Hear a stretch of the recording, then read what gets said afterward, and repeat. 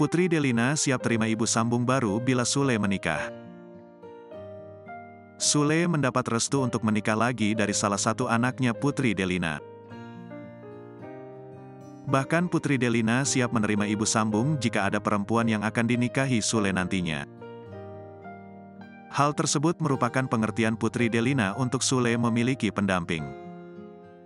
Sebetulnya Putri itu sudah siap, punya ibu sambung, sih, Putri juga mengerti gitu, kata Sule, Sabtu, tanggal 28 Oktober tahun 2023. Ternyata Putri Delina punya harapan untuk ibu sambungnya kelak.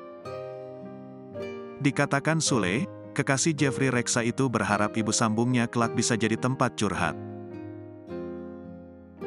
Dengan kata lain, istri Sule tak hanya mengemban peran ibu tapi juga jadi sosok teman untuk anak-anaknya.